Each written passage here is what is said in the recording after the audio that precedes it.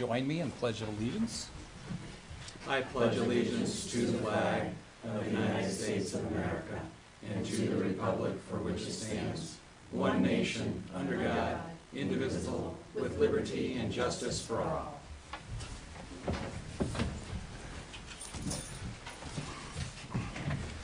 Now we'll open it up to public comment. Please step forward.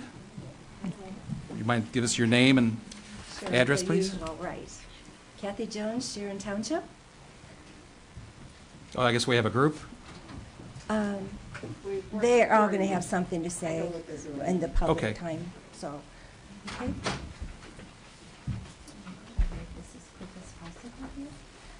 Okay, good morning, Commissioners. Sure. I'm here to speak to you about House Bill 282 and Senate Bill 171, which if passed will allow oil and gas waste to be sold as a retail product without any requirement for testing or radioactivity or appropriate labeling concerning the possibility of radioactivity. In September of 2021, I gave you a packet containing information about the testing done on Aqua Salina, which showed high levels of radiation which exceeded Ohio's safe limits. I asked you to please forward a letter to the Ohio Senate and the Ohio House, voicing your opposition to allowing Aqua Salina to be made a commodity. Commissioner Hambley at that time told me it was too early to forward any opposition. Well, I think the time is up now, so I'm going to pass this to you. It's you can pass it on down.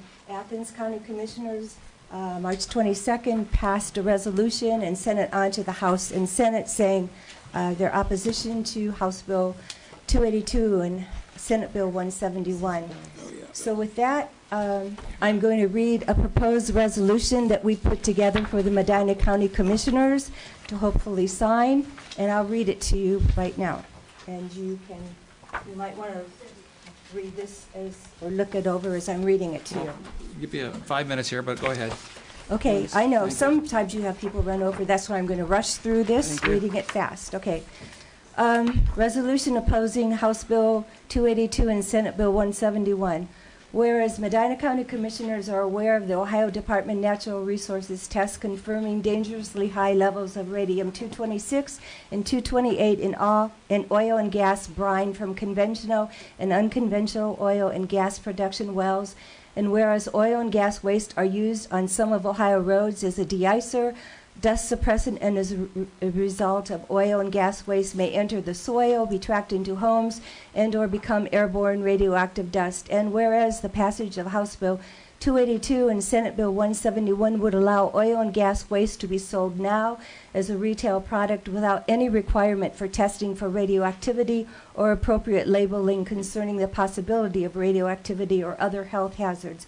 Whereas the Ohio Department of Natural Resources Director Mary Hertz has stated the passage of House Bill 282 and Senate Bill 171 does not ensure the protection of public health and safety or environment. Under House Bill 282, Senate Bill 171, the commodity would be exempt from any and all references to brine in the law. By creating the commodity exemption, the legislation creates public safety concerns by doing all of the following.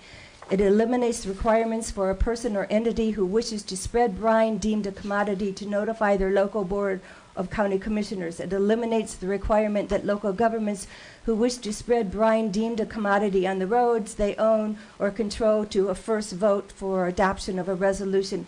It eliminates the requirement to use registered brine haulers for surface application of oil field brines. It eliminates the requirements of bonding and insurance for liability and surety purposes that is required of brine haulers, and it eliminates all regulatory authority over oil field waste that would be classified as a commodity, including tracking and safety protection.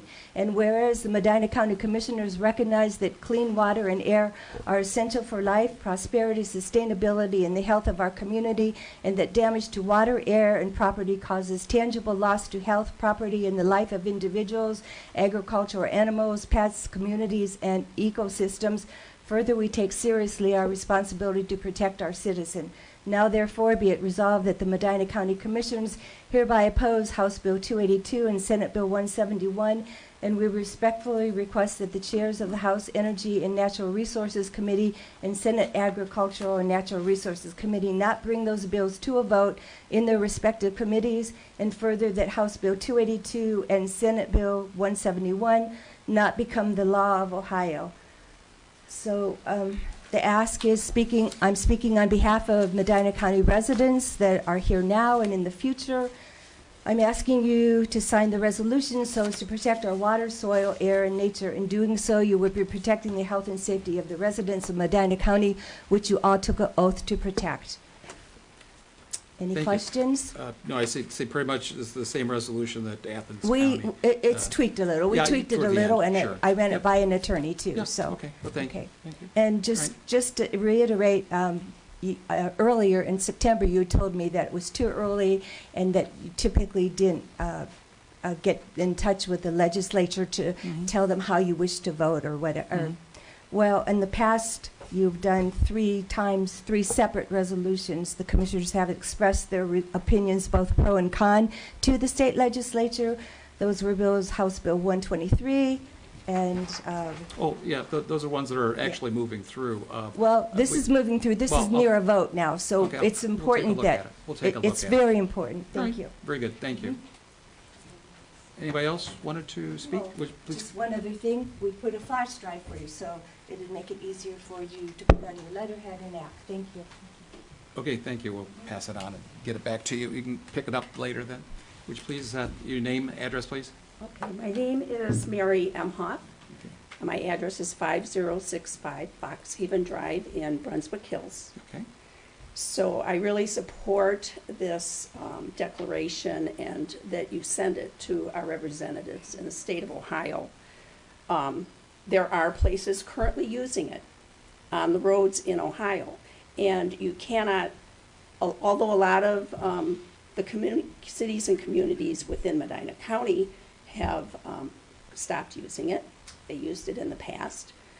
It is only because they are required to track it and inform you that they're using it that we know that it was used in our county. And everybody crosses the Medina County line and will track it on their tires in their car up their driveways, into their homes for their children and grandchildren to be exposed to.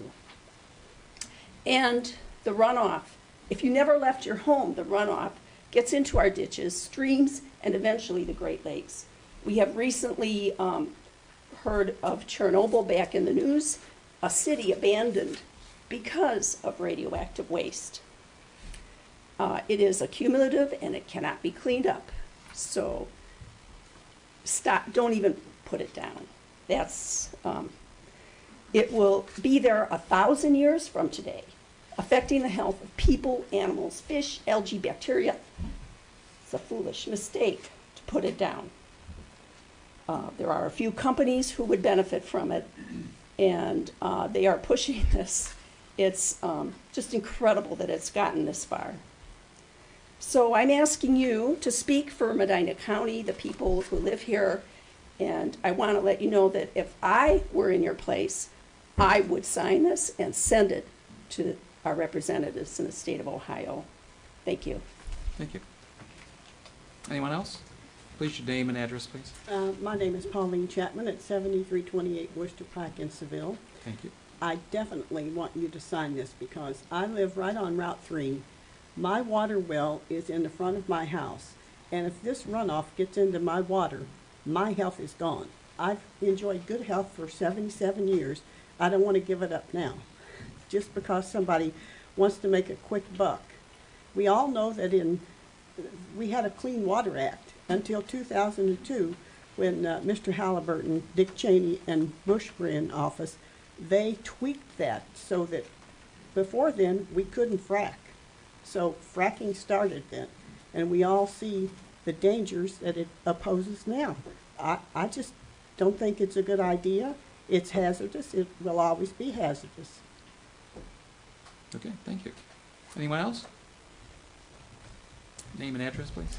Yes, my name is Raymond Hertz, and I live at 282 Highland Avenue in Wandsworth. Thank you. I've been practicing and registered environmental health, public health specialist in the state of Ohio for 31 years, a registered environmental public health specialist in the United States for 21 years, and I regularly travel through all parts of Medina County year-round. I speak in support of the resolution that Kathy Jones presented to you. I endorse this resolution for distinct reasons. As you are our local representatives, the legislation that is presently before the Ohio House and Ohio Senate, as Bill 282 and Bill 171, makes a surreptitious sleight of hand definition change to brine, establishes a huge loophole as it pertains to Ohio Revised Code Section 1509.226, and then takes away the voice of the county commissioners on this subject matter as a result. Testing by the state of Ohio shows that brine is, as a general matter, highly radioactive. I have over 150 samples taken from 150 different sources of Ohio gas and oil fracking brine. 148 samples exceeded environmental discharge limits, and all samples exceeded federal safe drinking water standards.